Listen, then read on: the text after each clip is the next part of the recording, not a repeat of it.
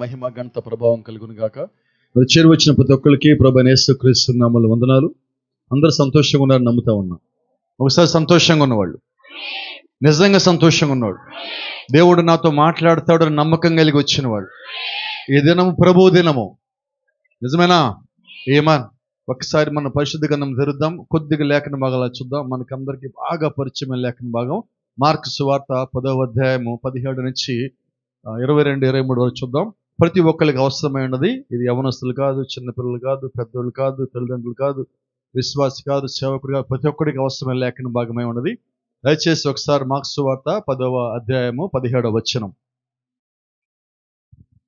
ఆయన బయలుదేరి మార్గమున పోవచుండగా ఒకడు పరిగెత్తుకుని వచ్చి ఆయన ఎదుట మోకాళ్ళుని, సద్బోధకుడా, నిత్యజీవమునకు వారసుడగుటకు నేనేమి చేయుదునని ఆయన అడిగెను. యేసు, నన్ను సత్పురుషుడని ఎలా చెప్పుచున్నావు? దేవుడు ఒక్కడే గాని మరి ఎవడును సత్పురుషుడు కాడు. అప్పుడు 19వ వచనంలో ఆయన చెప్తున్నాడు, అంటే నిత్యరాజ్యం వెళ్ళటానికి ఏం చేయాలో దేవుడు ఇక్కడ మాట్లాడుతూ ఉన్నాడు. ఇది కొత్త నిబంధన మాటలు కాబట్టి జ్ఞాపకం పెట్టుకుందాం. నరహత్య చేయవద్దు. ఒకసారి చెప్దాం అందరము. నరహత్య చేయవద్దు, వ్యభిచరించవద్దు, దొంగిలించవద్దు, అబద్ధ సాక్ష్యము పలుకవద్దు, మోసపుచ్చవద్దు, నీ తల్లిదండ్రులను సన్మానింపుము అని ఆజ్ఞలు మీకు తెలియదు కదా అని అతనితో చెప్పాను. Praise the lord. ఒక నిమిషం ఆగుదాం మనం ఇక్కడ. While you are reading scripture will stop a little while. కొద్దిసేపు ఆగుదాం. ఇప్పుడు ఇవన్నిట్లో దేవుడు ఏదని వద్దని చెప్పాడో మనం అలాగే ఉన్నామా? కాబట్టి జ్ఞాపకం పెట్టుకోండి. ఉదయం జ్ఞాపకం చేస్తున్నాను మళ్ళా. నిత్యరాజ్యం వెళ్ళాలంటే దేవుడు చెప్పినట్టుగానే ఉండాలి. దేవుడి దగ్గర ఆప్షన్లు ఉండవు. మనకి క్వశ్చన్స్ పేపర్స్లో option A, option B, option C అని ఉంటాయి. దేవుడి దగ్గర ఉండవు.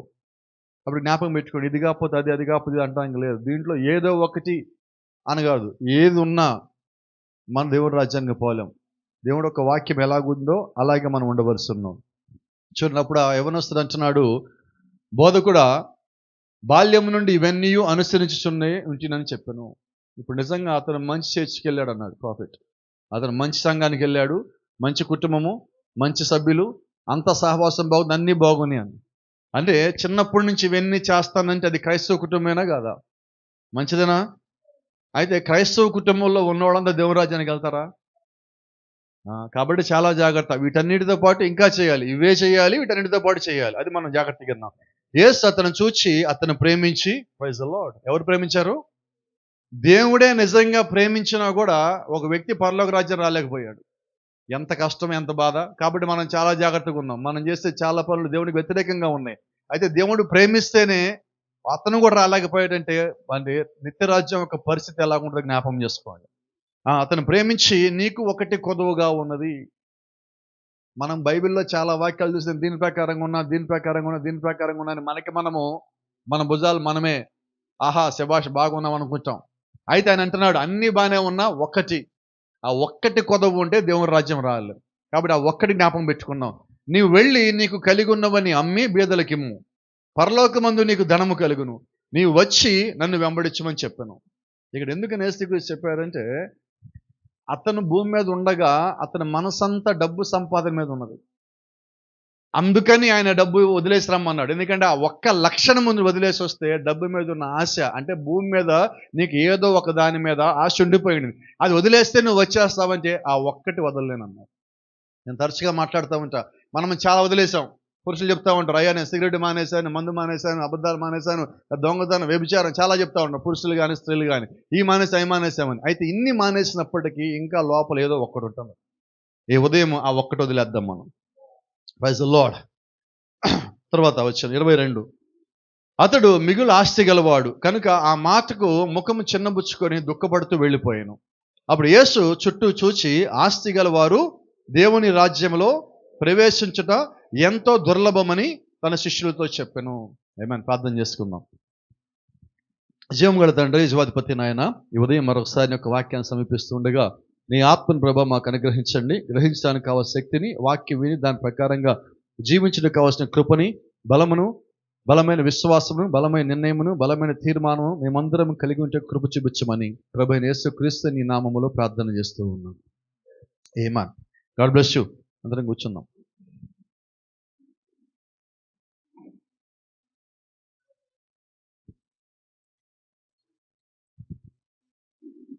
కొంచెము ఈరోజు మరి నేను పునాదిలాగా తీసుకుంటున్నాను అంశాన్ని. ఇది కొద్ది రోజులు మనకు ముందుకెళ్ళే అంశం, ఇది ఒక రోజుతో అయ్యేది కాదు ఇది. కాబట్టి మనం భవిష్యత్తులో చెప్పబోయే అన్ని అంశాలకి ఇది ఆధారంగా ఉండటానికి కొద్దిసేపు నేను కొన్ని సంగతుల్లో మిమ్మల్ని వాక్యం దగ్గర తీసుకోవడానికి ఇష్టపడతా ఉన్నా. ఇక్కడ ఎందుకంటే ఈ యవనస్తుడు ఎవరైతే ఉన్నారో ఇతను తన దృష్టి తన దగ్గర ఉన్నది మొత్తము డబ్బుని ఇంకా ఎక్కువ సంపాదించడానికి ఏం చేయాలో అన్న దాని మీద పెట్టుబడి పెట్టాడు. కాబట్టి ఈరోజు మన దగ్గర ఏమేమి ఉన్నాయి, మన దేని కొరకు ప్రయాస భారం కలిగి ఉండాలన్నది ఒక్కసారి మనం జాగ్రత్తగా చూద్దాం. కాబట్టి మన ప్రభు చిత్తమైతే ఒక అంశం, ఇది చిన్న అంశం అని చెప్పలేను, కొంచెం పెద్ద అంశమే. మన దగ్గర రకరకాల సంగతులు ఉన్నాయి, మనం కూడా రకరకాల ఆలోచనలు కలిగి ఉన్నాం. ఇక్కడున్న ప్రతి ఒక్కరికి కూడా ఒక ఆలోచన ఉంటుంది. ఎంప్లాయ్ అయినా కానీ, లేకపోతే బిజినెస్ మ్యాన్ అయినా కానీ, చిన్న పని చేసేవాళ్ళు, పెద్ద పని చేసేవాళ్ళు, ఏదో ఒక పనులు చేసేవాళ్ళకి అందరికి కూడా ఒక ఆలోచన ఉంటుంది. మనం సంపాదించిన దాంట్లో ఎంతో కొంత ఒక తోట పెట్టుబడి కానీ పెడితే మన పని మనం చేసుకుంటూ పోతా ఉంటే ఆ పెట్టుబడిలోంచి ఎంతో కొంత లాభం వస్తే బాగుండు కదా అన్న ఆలోచన లేనివాడు భూమి మీద ఎవరు ఉండరు. ఆ ఆలోచన అలాగ ఫ్లాష్ లాగా వచ్చిపోతూ ఉంటుంది, కొద్ది మందికి వచ్చి నిలిచిపోతూ ఉంటుంది, ఏదో ఒకటి మాత్రం వచ్చిపోతూనే ఉంటుంది. అయితే వచ్చినప్పుడు మనం ఏం చేస్తామంటే మన దగ్గర కొద్దిగా డబ్బు సేవ్ చేశాక మనం ఎవరో ఒకరిని సలహా అడుగుతాం, దేంట్లో పెడితే బాగుంటుంది అని. అప్పుడు కొద్దిమంది మనకి సలహాలు ఇస్తుంటారు. ఎటువంటి సలహాలు ఇస్తారంటే స్టాక్ మార్కెట్లో పెట్టి అంటారు. ఏముంది స్టాక్ మార్కెట్లో పెడితే? మీకు తెలిసిన వాళ్ళు స్టాక్ మార్కెట్లో పెట్టి సంపాదించే వాళ్ళు ఎవరు ఉన్నారా? కానీ మీకు తెలుసు దాంట్లో పెట్టి పోగొట్టుకున్న వాళ్ళు. అంటే సలహా ఎలా ఉంటుంది, దాంట్లో పెడితే సంపాదించేస్తారని. అంటే జూదమాటం స్టాక్ మార్కెట్ అంటే నా దృష్టిలో. ఏం వస్తుందో రాదో తెలియదు, ఇంకా అక్కడ ఏంటో కూడా తెలియదు, ఎవడో చెప్పాడని చేస్తే జూదమే నా దృష్టిలో. కాబట్టి ఈరోజు జూదమాటానికి దేవుడు మనల్ని క్రైస్తవులు చేయలేదు, నిజమేనా? కాబట్టి చాలా జాగ్రత్త. ఇప్పుడు మనం మాట్లాడుకుంటున్నాం, యవనస్తుడైన ధనవంతుడు, ఇతనికి ఆస్తి ఉన్నది. వాస్తవంగా అతనుకున్న ఆస్తి సరిపోతుంది అతని జీవితానికి సంబంధించింది, దాని మీద అతను దృష్టి పెట్టాల్సిన అవసరం లేదు. కానీ అతని ఆలోచన ఏంటంటే దాని మీద ఇంకా నిలిచి ఉన్నది, దాన్ని దాటి బయటికి రాలేకపోతున్నాడు.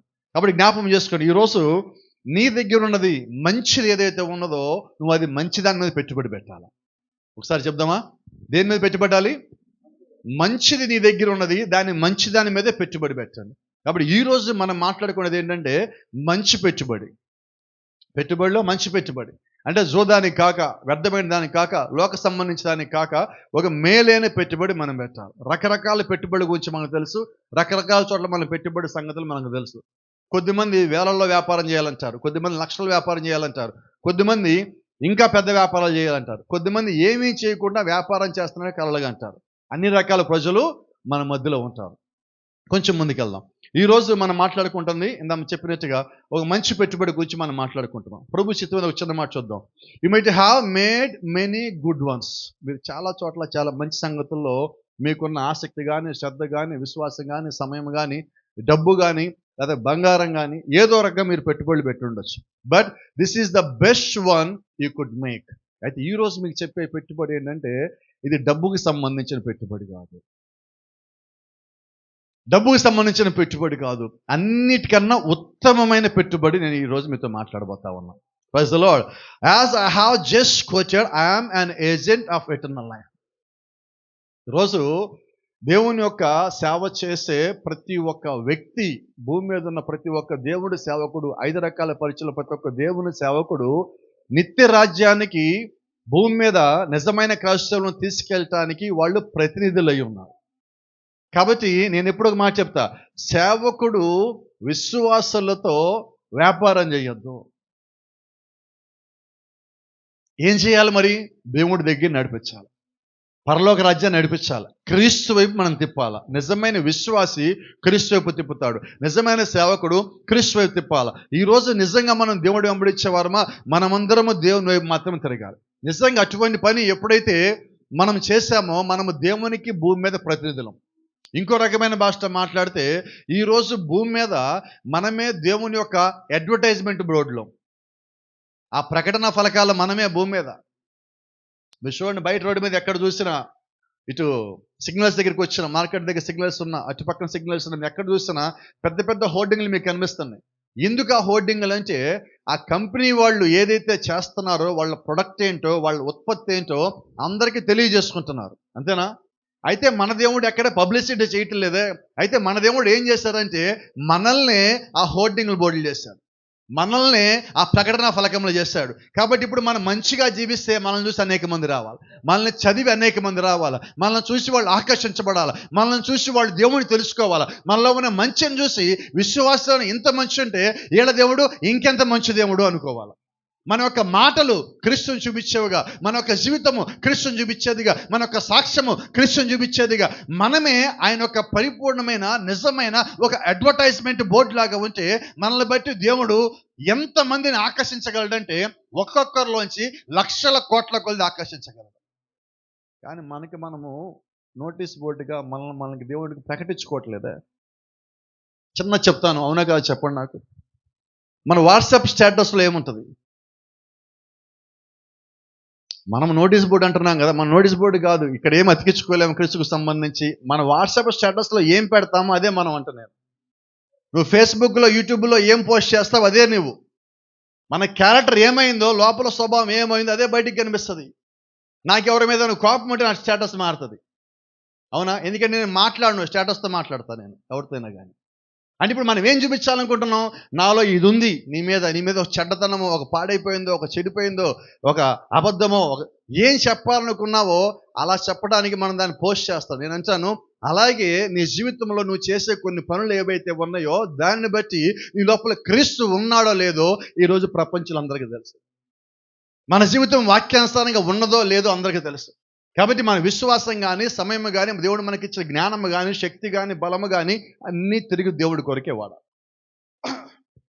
చూడండి, వర్తమానంలో ఒక మంచి మాట ఉన్నది. దేవుడు నీకు ఇచ్చిన తలాంతుని నీ స్థానిక సంఘము కొరకు వాడు. ఎంత బాగుందన్నమాట. మనకిచ్చిన తలాంత్ ఎక్కడ వాడాలి? నీకు ఇచ్చిన స్థానిక సంఘం. ఎందుకు దేవుడు నేను ఒక సంఘంలో పెట్టాడంటే ఆ సంఘంలో నీకు ఇచ్చిన తలాంతుని వాడినప్పుడు నీ ద్వారా దేవుడు అక్కడ అందరికీ ప్రకటించబడతాడు. నీ లోపల దేవుని యొక్క విశ్వాసం చూసి, దేవుడి మీద నమ్మకం చూసి అనేక మంది నీ వలే మారాలంటే దేవుడు నీలో పెట్టిన తలాంతని నీవు వాడవలసి ఉన్నావు. Praise the lord. ఇలా మాట్లాడుకుందాం. మన ఒక కుటుంబం ఉన్నది. కుటుంబంలో పని చేయగలిగి సంపాదించగలిగిన వ్యక్తి ఉండి ఇప్పుడు ఏం చేయాలి? ఆ వ్యక్తి సంపాదించకపోతే కుటుంబం ఎలాగుంటుంది? గట్టిగా చెప్పండి. ఎవరు రాలేదా చెప్పేవాళ్ళు? ఎవరు నోరులు తేలేదా? ఒకసారి చెప్పండి, నోరు తెచ్చిన వాళ్ళు ఒకసారి. కుటుంబంలో సంపాదించగలిగి ఆ వ్యక్తి సంపాదించకపోతే కుటుంబం బలంగా ఉంటుందా, బలహీనంగా ఉంటుందా? మరి సంఘంలో తలాంతులుండి పని చేయకపోతే సంఘం ఎలాగుంటుంది? అంతే కదండి. కుటుంబం ఎలాగో సంఘం కూడా అలాగే కదా. అలాగే క్రీస్తులో మనం బలమైన విశ్వాసాలకు ఉండాలని దేవుడు ఆశపడుతున్నాడు. దేవుడు వాక్యం ఇచ్చాడు, వర్తమానం ఇచ్చాడు, క్రమం ఇచ్చాడు, బాప్తిజం ఇచ్చాడు, తలాంతులు ఇచ్చాడు, పరిశుద్ధాత్మనిచ్చాడు. అన్నీ ఇచ్చి మీరు పని చేయండి అంటే మనం ఏం చేస్తున్నాం? దూరంగా ఉంటున్నామండి. మనకు సంబంధించిన పని కాదన్నట్టు. మనమందరం దేవునికి పనిచేసేవాళ్ళం మొదట, ఆ తర్వాతే మన కుటుంబాల్లో పనిచేసేవాళ్ళు. ఎప్పుడైతే మన ఆలోచన ఆ స్థాయికి వచ్చిందో నేనంటాను, నువ్వు మంచి పెట్టుబడి పెట్టున్నామంట. అప్పుడు నువ్వు మంచి పెట్టి ఉన్నావు. Praise the lord. రెండోది, ఈ భూ సంబంధమైన వ్యాపారం గురించి కొన్ని మాటలు మీతో మాట్లాడుతున్నా. తర్వాత దాన్ని, ఎందుకంటే వర్తమానం అంటది ఈ భూ సంబంధమైనవన్నీ కూడా ఆత్మ సంబంధమైన వాటికి సాదృశ్యమైనవి. All earthly things are type of the heavenly things. పరలోక రాజ్యంలో జరగబోయే వాటన్నిటికీ భూ సంబంధమైనవన్నీ మాదిరి అయి ఉన్నాయి. కాబట్టి దీనిలోంచి ఇది చెడ్డది కానీ మేలేని మనం తీసుకుందాం. వచ్చినమాట మీకు జ్ఞాపం చేయదు. It's not a good business to gamble or take chances. ఒక నిజమైన వ్యాపారస్తుడు ఎప్పుడు కూడా ఇది నిలబడుతుందో లేదో అనుకున్నప్పుడు ఆ కంపెనీలో పెట్టుబడి పెట్టడం. Yes or no? అంటే ఇప్పుడు ఒక వ్యక్తి ఒక దాంట్లో ఒక కంపెనీలో పెట్టుబడి పెట్టాలంటే మొట్టమొదటిగా ఏం చూస్తాడు? ఆ కంపెనీ ఉంటుందా ఉండదా? అంతేగా చూసేది. Praise the lord. ఇప్పుడు కంపెనీలో పెట్టుబడి పెట్టినా ఆ కంపెనీలో పెడితే డబ్బులు పోతాయి అనుకుంటే ఎంతమంది పెట్టుబడి పెడతారు ఇక్కడ ఉన్న వాళ్ళల్లో? పెట్టరా? ఎందుకని? పెట్టుబడి పెడితే రాదు కాబట్టి. గుర్తుపెట్టుకుంది ఈ మాట. రెండవది, ఎప్పుడైతే ఇది వస్తుందా రాదా అని అనుమానంతో మనం ఏదైనా పని చేస్తే ఎప్పుడు ఏది రాదు. దేవుడు మాకు నేర్పించింది ఏంటంటే విశ్వాసం కలిగి ఉండమన్నాడు, కానీ జోదంలో ఉండమని చెప్పాల. ఎందుకంటే దేవుడు ఏదన్నా వ్యతిరేకించారంటే అత్యంత ఎక్కువ వ్యతిరేకించింది జోదమే. నేను తరచుగా మీకు మాట చెప్తా ఉంటా. మళ్ళీ ఇది జ్ఞాపకం చేస్తాను, తప్పుగా అనుకోకండి, ఇది మనకు అవసరం. చాలామంది మనం కూడా ఏం చేస్తామంటే బైబిల్తో కూడా జూదం ఆడతాం. నిజమా కాదా? ఎలా ఆడతారు బైబిల్తో జూదం? వీళ్ళు ఏదో అనుకుంటారు, అనుకున్న దానికి తగ్గట్టుగా వాక్యం రావాలి, అందుకని కళ్ళు మూసుకొని ఎక్కడో చోట బైబిల్ పెట్టి తెరుస్తారు, ఇలా వేలు పెట్టి. అప్పుడు అనుకున్న వాక్యం రావాలి, వస్తే ఏమంటారు? ఒకవేళ రాకపోతే వచ్చింది తీసుకుంటామా? తీసుకో. మళ్ళీ ఏం చేయాలి? ఇప్పుడు మళ్ళా మూసేసి ప్రభా రెండోసారి తీస్తున్నాను. వచ్చిందా? రాలా. నీ కాళ్ళు భూమి నెరలిచ్చింది, నీ కిందకి పోయామని వచ్చింది వాక్యం. తీసుకుంటామా? ఇప్పుడు చచ్చిపోవు మనము. అప్పుడు ఏం చేస్తాం? మళ్ళా ముచ్చటగా మూడోసారి. ఇప్పుడు దాకా చేసింది ఏంటి మరి? జూదమేనా? మీరు గమనించండి, జూదవాడినోడు ఏం చేస్తాడు తెలుసా? మొదటిసారి ఓడిపోతాడు, రెండోసారి ఏం చేస్తాడు? పోయింది మొత్తం మళ్ళీ రావాలంటాడు. మూడోసారి ఏం చేస్తాడు? వాడి దగ్గర ఉన్న మొత్తం తెచ్చి అక్కడే పెడతాడు. మళ్ళా వస్తుందా? ఉన్నది కూడా పోతుంది. అంటే జూదం ఆడేవాడు మైండ్ అంతా ఎలాగ ఉంటుందంటే ఈసారి వస్తుంది, ఈసారి వస్తుంది, ఈసారి వస్తుంది. నేనంటాను, అంత అపనమ్మకంగా చేయటం దేనికి? ఉన్నది మొత్తం పోగొట్టుకోవడం దేనికి? ఎందుకు జూదం ఆడతామంటే మొట్టమొదటి ఒక మాట మీకు జ్ఞాపకం చేయాలి. జూదం ఆడేవాడు అందరికీ ఉన్న ఒకే ఒక్క లక్షణం, ఈ దినము యవ్వనస్తులకి చాలా మందికి ఉంది లక్షణం. ఏంటంటే రాత్రికి రాత్రే ధనవంతులు అవ్వాలి. ఏంటది? Get rich overnight. తెల్లారిలోపు మనం ఏమవ్వాలి? ఇదిగో మన కళలు కూడా ఇలాంటివి వస్తుంటాయి. కోప్పడకండి. రాత్రి పడుకున్నాక మనకు వచ్చే కళ్ళు ఏంటి? నేను అందరికన్నా పైన ఉండాలా, రిచ్గా ఉండాలా, పెద్దోడిని అయిపోవాలి, అందరు నా దగ్గరికి వచ్చిన సహాయం అడుగుతూ ఉండాలా, అందరు నా దగ్గర మోకాళ్ళ దాకా వంగి నా చుట్టూ తిరుగుతూ ఉండాలా. నేను అంటున్నాను, దేవుడు నీకు ఇస్తే అది దగ్గరికి వస్తుంది. నువ్వేది కోరుకోవద్దు. నువ్వు గౌరవం ఎప్పుడు ఇతరుల నుంచి కోరుకోవద్దు. నువ్వు వాక్యానుసారంగా ఉంటే నువ్వు వద్దన్న అది వస్తుంది. ఏమో గట్టిగా రావట్లేదు ఈ మాటకి, బాగా బలంగా వస్తాను విశ్వసించాను నేనైతే. మనం ఆశించొద్దు. ఆశిస్తే ఏది రాదు. గౌరవము నువ్వు ఆశిస్తే వచ్చేది కాదు, నువ్వు జీవిస్తే, నువ్వు తిరిగిస్తే వస్తుంది. ఇలా మాట్లాడుకుందాం. మనం కోప్పటి మాకండి దయచేసి ఇక్కడి నుంచి ఈ మాట మాట్లాడతాం. మనం ఎవరినైనా ఏరా అని పిలిస్తే అట్టేప్పుడు మనం ఏమని పిలుస్తారు? వినపడలేదా? పోనీ మనం ఏయ్ అని పిలిచాం, అట్టేప్పుడు ఏమని పిలుస్తారు? మనం సార్ అని పిలిస్తే అది సంగతి. అంటే ఇప్పుడు ఎక్కడున్నది? నేను ఏమిచ్చానో అదే తీసుకుంటున్నా. అవునా? అమ్మాయి ఉంది ఇక్కడ, కీర్తన వాళ్ళ చిన్నవాడు ఉన్నాడు, నా దగ్గర షేక్ హ్యాండ్ ఇస్తాడు, నేను ఒక మాట మాట్లాడతా తెలుసు ఎప్పుడన్నా మీకు? గాడ్ బెట్స్ సార్ అదే చెప్తున్నాడు ఆయన. ఎందుకని? ఆయన ఇంతే ఉన్నాడుగా. ఎందుకని అంటున్నానంటే వాళ్ళకి కూడా ఇప్పటి నుంచే తెలియాలి ఏం చేయాలన్నది. నేను చేయటం కాదండి ఇక్కడ, వాళ్ళకి తెలియాలి, వాళ్ళకి మనం నేర్పించాలి. మనమేం చెప్తాం? అరే అని పిలు, ఏరా అని పిలు, అని కొడతా అని చెప్పు, ముక్కు కోస్తా అని చెప్పి ఈ మనం నేర్పిస్తాం వయసు పిల్లలకి. కానీ మన అదిగా నేర్పించాలి. వాళ్ళకి ఏం నేర్పించాలంటే వాక్యానుసారంగా ఎలాగ ఉండాలో మనం అది నేర్పించాలి. ఎవరో ఒకళ్ళు వాళ్ళకి మాదిరి చూపించిన వాళ్ళు అదే నేర్చుకుంటారు. ఈరోజు మనం కూడా ఏం చెప్తున్నామంటే ఏదో రకంగా సంపాదించు, ఏదో ఒకటి చెయ్యి సంపాదించు అంటే వాళ్ళు తప్పుడు మార్గంలోకి వెళ్తారు. నీ దగ్గర ఉన్న డబ్బులతో ఏదో ఒకటి చెయ్యి అంటే వాడు తప్పుడు మార్గంలోకి వెళ్తాడు. ఏదో ఒకటి కాదండి, ముందు ప్రార్థన ప్రకారంగా ఉంటుంది. దేవుణ్ణి అడుగు, దేవునికి ఏం చెప్పాడో నువ్వు అది చెయ్యి. దానికి ఒక ఉదాహరణ చెప్తా. బలవంతంగా కొన్నిసార్లు మన ఇళ్ళల్లో పిల్లలు మనం చదివిస్తాం. నిజమేనా? మీరు చాలాసార్లు న్యూస్ పేపర్లో కనిపిస్తామంటే ఆర్టికల్ చదివారు లేదు, బలవంతంగా చదివించారు. నాన్న నువ్వు జాయిన్ చేసావు, నా కోసం ఫీజు కట్టావు, కానీ ఇక్కడ ఒత్తిడి తట్టుకోలేకపోతున్నా, ఇదేమో నాకు రాదు, నీకు వద్దని చెప్పలేను, కాబట్టి నేను ఆత్మహత్య చేసుకుంటున్నాను. ఎందుకు ఇది అంటున్నా? నువ్వు వాళ్ళని జాయిన్ చేసే ముందు ప్రార్థన చేసావా? దేవుణ్ణి అడిగావా? నేనంటే మానవులమైన మనము ఎవరి మీద ఒత్తిడి పెట్టద్దు. ఒత్తిడి తీసేయటం మన పని, పెట్టడం మన పని కాదు. ఒత్తిడి పెట్టడం అపవాది ఒక పని. మన ఇంట్లో వాళ్ళ మీద మనం ఒత్తిడి పెడితే వాళ్ళు పోయి ఇంకెవరికి చెప్పాలి? కాబట్టి ఒత్తిడి లేని జీవితం ఈరోజు దేవుడు మన నుంచి ఆశిస్తున్నాడు. అదే విషయంలో జ్ఞాపకం పెట్టుకోండి, మన దేవుడు కోరికలు తీర్చే దేవుడు కాదు, మన దేవుడు అవసరాలు తీర్చే దేవుడు. ఏ దేవుడు? అవసరాలు తీర్చే దేవుడు. మనకి కోరికలు ఉండొద్దు, గొంతెమ్మ కోరికలు ఉంటారు తెలుసా మీకు? తెనాలో రేపాల మధ్యలో ఉంటుందామా? ఏం కోరికలు అయ్యి? ఒకటి పోతే ఒకటి, ఒకటి పోతే ఒకటి, మనకు వస్తానే ఉన్నాయి. అదేంటి తెలియదు. అది కోరికలు మనకి అలాగ ఉండొద్దండి. విశ్వాసం కలిగిన నీవు నీ యొక్క జీవితాన్ని, యొక్క కుటుంబ జీవితాన్ని దేవుడికి అప్పచెప్పుకున్నప్పుడు నీకు ఏం కావాలో దేవుడు ఇవ్వగల సమర్థుడై ఉన్నాడు. ఆయన ఆలోచన ఒకటి ఉన్నది నీ గురించి, ఆయన చిత్తం ఒకటి ఉన్నది. ఆ సమయానికి ఏం కావాలో దేవుడు నీకు ఇస్తాడు. నీవు విశ్వాసము దేవుని మీద పెట్టినప్పుడు, నీవు దేవుని మీద నమ్మకం కలిగి ఉన్నప్పుడు. అంతేనా? అయితే ఈ దినం ఇప్పుడు మనం ఎలా ఉన్నామంటే, ఒక జనరేషన్, ఇది టిపికల్ జనరేషన్ మనం జీవిస్తున్నాం భూమి మీద. మేము జీవించి వచ్చిన జనరేషన్కి ఇప్పుడు జనరేషన్కి చాలా తేడా ఉన్నది. ఈ జనరేషన్కి ఎంత తేడా ఉందంటాను నేను, జనరేషన్ కాదు 10 జనరేషన్ల గ్యాప్ ఉంది. పోయిన జనరేషన్ ఈ జనరేషన్కి, ఇప్పుడు వస్తుంది ఇంకో జనరేషన్, సూపర్ జనరేషన్ ఇది. ఇది కదా సూపర్. వాళ్ళకి ఎంత దూరం ఉందో మనకు తెలియట్లేదు. ఇప్పుడు మీకు చూడండి, మొబైల్లో మీకు తెలియదు ఎన్ని ఉంటాయి ఆప్షన్లు. ఇక్కడ చిన్నపిల్లలకి ఇవ్వండి, మీకు తెలియని వాళ్ళు చెప్తారు.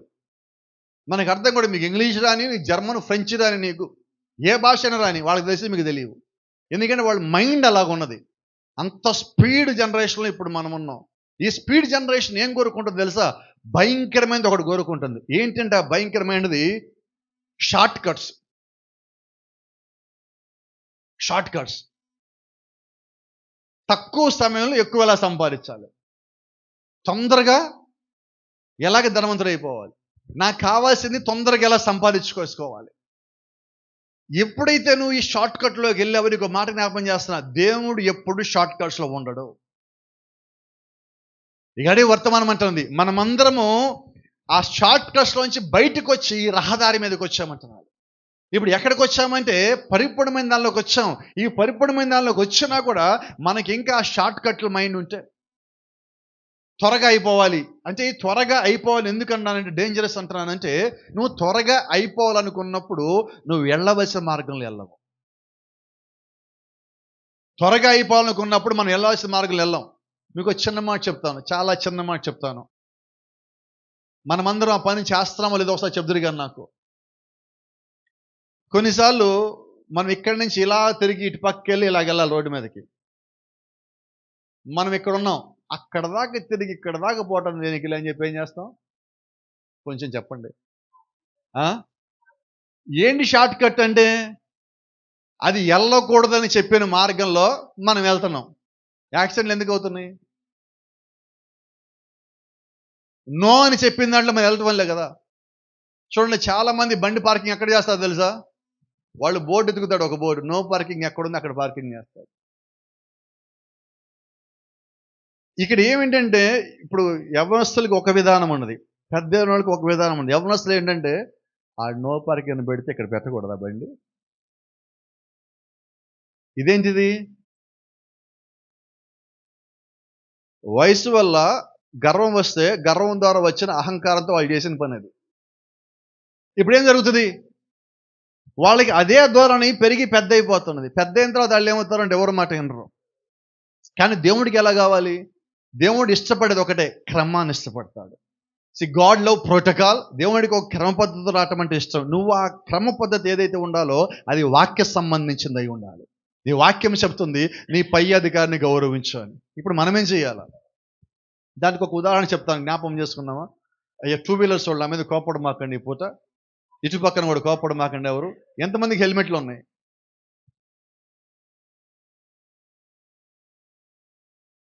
ఎప్పుడు పోలీసులు పట్టుకున్న హెల్మెట్ ఎక్కడుందని చెప్తాం. అబ్బా, దేనికి ఇంట్లో పెట్టింది ఇప్పుడు? అసలు హెల్మెట్ పెట్టిన ఉద్దేశం ఏంటండి? వినపడలేదండి కొంచెం. యాక్సిడెంట్ అయినప్పుడు తలకు తగిలితే మనిషి త్వరగా చనిపోతాడని. ఇప్పుడు హెల్మెట్ పెట్టిన ఉద్దేశం ఏంటి? చనిపోవద్దని. మనం ఏం చేసాం? ఇదేంటిది? నేను అదే అంటున్నా, మన చిన్నయ్యే మనము, మనకి ప్రాణాల మీదకి వస్తుందని తెలిసినా కూడా తొందరగా వెళ్ళాలండి, చూసుకోలేదండి, మర్చిపోండి. ఏం పెట్టుకుంటా? ఇంకో కొంతమంది చెప్తున్నారు, తల మీద హెల్మెట్ పెట్టుకుంటే జుట్టు పోతుందంట. నీకు జుట్టు పోవటం ముఖ్యమా, ప్రాణం పోవటం ముఖ్యమా? ప్రాణమే కదా ముఖ్యం. మరి దేని గురించి ఆలోచన చేయాలా? అదే అంటారా, చిన్న అంటే భూ సంబంధమైన ఒక సంగతి నీ అందము తగ్గుద్దేమో అని ప్రాణం పోగొట్టుకోవడానికి రెడీ అవుతున్నాం. ఈ షార్ట్ కట్లు అంటే త్వరగా వెళ్ళిపోవాలి, త్వరగా వెళ్ళిపో. ఇక్కడికి కాదు, నీ పని ముగించుకోవడం త్వరగా కాదు, నువ్వు దేవుని రాజ్యానికి పర్ఫెక్ట్గా వెళ్ళడం దేవుడికి కావాలి. దానికి కావలసిన ఏమోనియో నువ్వు అవి చేయాలి. కాబట్టి నేనేమంటానంటే ఆకస్మికంగా ధనవంతులు అయిపోవాలని, త్వరగా ప్రతి పని పూర్తి చేయాలని నిజమైన విశ్వాసం ఎప్పుడు అనుకోడు. వాక్యానుసారంగా, ఆలస్యమే కానీ వాక్యానుసారంగా, ఒక క్రమంగా, ఒక పద్ధతి అనుసారంగా మనం పోవాలి. అంతేనా? నువ్వు అలాగే వెళ్ళినప్పుడు దేవుడి చేత నువ్వు దీవించబడతావంట. నువ్వు కలిగి ఉన్న విశ్వాసం కానీ, విశ్వాసం ఒకటే నువ్వు కలిగి ఉండాలి, ప్రయోజనం లేదు. విశ్వాసంతో పాటు సహనం కూడా ఉండాలి. ఎప్పుడైతే సహనం ఉన్నదో, సహనం ఎవరికైతే ఉన్నదో వీళ్ళు షార్ట్ కట్స్లోకి పోరు. కాబట్టి ఈరోజు ఆ పరిపూర్ణ మానవ స్వరూపంలో ఉన్న సహనం అనేది మనకి ఎంత అవసరం అంటే అన్నిటికన్నా ఎక్కువ అవసరం అంట. ఎందుకంటే ఇప్పుడు సహనం గురించి మాట్లాడుతున్నాం కాబట్టి అన్నిటికన్నా ఎక్కువ అదే అవసరం. ఎందుకంటే నువ్వు విశ్వాసం కలిగి ఉండొచ్చు, ప్రార్థన కలిగి ఉండొచ్చు, అయితే సహనం లేకపోతే. నేను రాత్రి ఎక్కడి నుంచి వస్తున్నాం, మేము మాకన్నా ముందు సిగ్నల్స్ వేశారు. ఎక్కడ? హిమనీ దగ్గర, మంగ థియేటర్ దగ్గర సిగ్నల్స్ వేశారు. మాకన్నా ముందు ఒక వైట్ కార్ ఆగి ఉన్నది. పోలీసు ఆయన చెవి చూపించాడు, మేము ఆగాం. వెనకాల ఉన్న కారు మేము ఆగాం, ముందున్న ఆయన మాత్రం అక్కడ వెళ్ళిపోతూనే ఉన్నాడు. పోలీసు వచ్చి ఆపాడు. మీరు ఉన్నట్టున్నారు కార్లో. ఆపారు, ఆపినా కూడా ఆగటల్లా, వెళ్ళిపోయే పనిలోనే ఉన్నాడు. ఈయన వల్ల అటు వచ్చేవాళ్ళు ఇటు వచ్చేవాళ్ళు మొత్తం డిస్టర్బెన్స్. అంటే ఒకడు కానీ షార్ట్ కట్లో పోతే కరెక్ట్గా వెళ్ళేవాళ్ళు కూడా ఇబ్బంది పడతారు. మాటలు అర్థమవుతున్నాయా? కుటుంబంలో ఒక్కరు షార్ట్ కట్లో పోతే కుటుంబం అంతా ఇబ్బంది పడుతుంది. సంఘంలో ఒక్కరు షార్ట్ కట్లో పోతే సంఘం అంతా ఇబ్బంది పడుతుంది. కాబట్టి షార్ట్ కట్లో మన ఇళ్లలోంచి ఎవడన్నా తిరుగుతున్నారా, జాగ్రత్తగా ఉండండి. వాడిని ముందు క్రమంలో పెడదాం, వాడిని ముందు మనం క్రమంలో పెట్టాలి. చాలా జాగ్రత్త. రెండవ సంగతి గుర్తుపెట్టుకోండి, the world is full of it. Advertisements and television, radio, news paper. ఈరోజు మనం గమనిస్తే పెట్టుబడిని ఆకర్షించడానికి రేడియోలు, టీవీలు, అంటే ఇప్పుడు మన రేడియో కాలం లేదు, యూట్యూబ్ కాలంలోకి వచ్చాం, మొబైల్ కాలంలోకి వచ్చాం.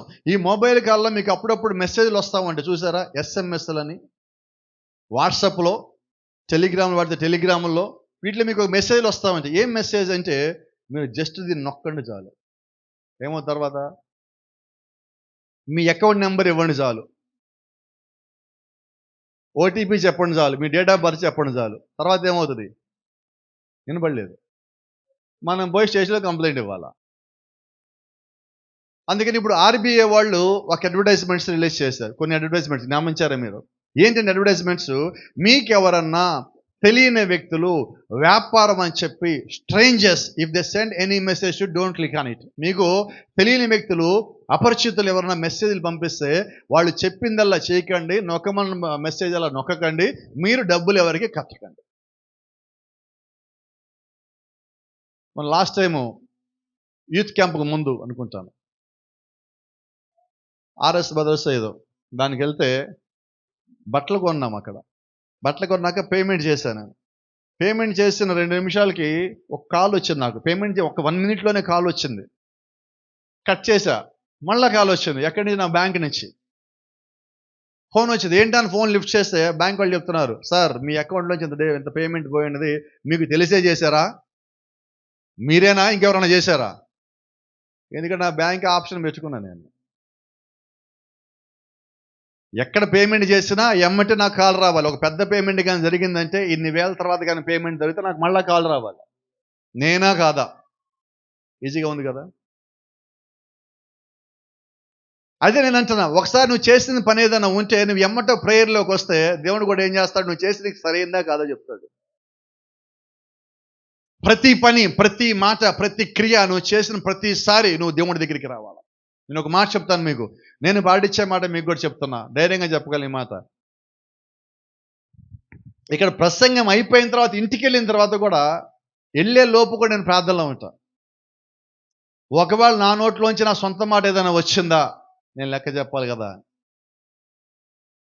ఎవరితోన్నా మాట్లాడిన తర్వాత కూడా ఇంటికి వెళ్ళిన తర్వాత మళ్ళీ వ్యక్తిగతంగా ఒంటరిగా నేను ప్రార్థనలో ఉంటా. కారణం ఏంటంటే నేను మాట్లాడింది సరైందా కాదు, ఒకవేళ తప్పై తెలిసి నేనే ముందు పోయి క్షమాపణ అడగాల, వాళ్ళని అడిగేలోపు 1-2 సార్లు దేవుడి దగ్గర నేను ఆయన ముందు పెట్టి కానీ త్వరగా మాట్లాడటానికి సమయం తీసుకోను.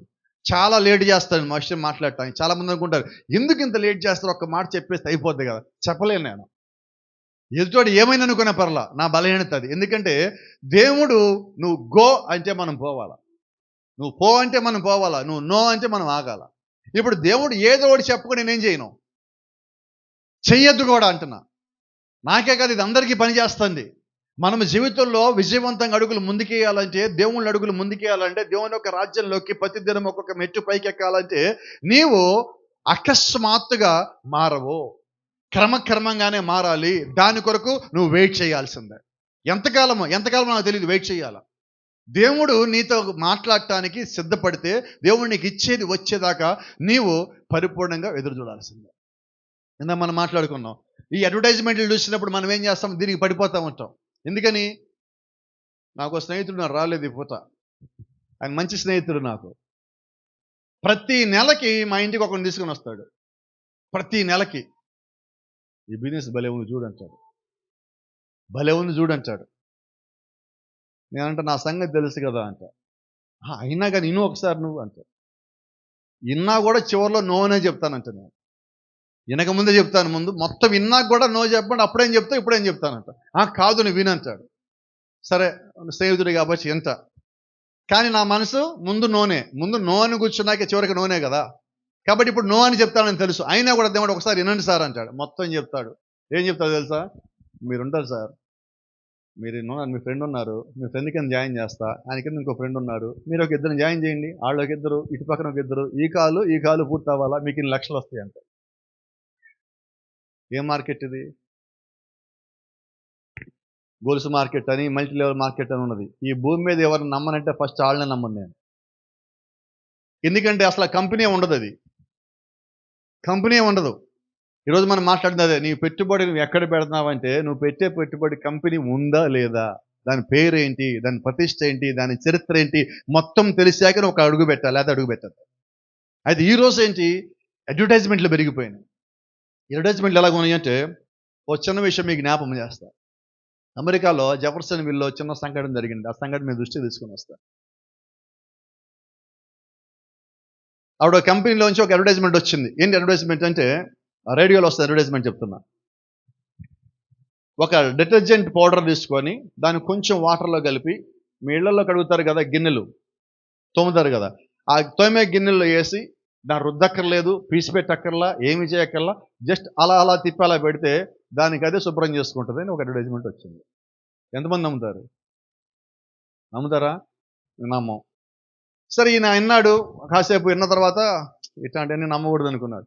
ఇంతలో ఇంకొక అడ్వర్టైజ్మెంట్ వచ్చింది ఎమ్మచే. ఆ అడ్వర్టైజ్మెంట్ ఏంటి, ఇదిగో ఇలాగ డ్రాప్ వేస్తే, ఇలాగ షేక్ చేసేస్తే ఆ పాత్రలన్నీ శుభ్రం అయిపోతుందని చెప్తున్నారు కదా, అలాంటి వాటిని నమ్మకండి, అలాంటివి చేస్తే మీ చేతులు పాడవుతాయి. ఇంకోటి వచ్చింది. ఆశ్చర్యం ఏంటంటే, ఆ పౌడర్ వాడకండి, ఈ పౌడర్ వాడని అంటున్నారు. విషయం ఏంటంటే, ఆ పౌడరు ఈ పౌడర్ ఇద్దరు ఒకటే తయారు చేసేది. అర్థమైందా?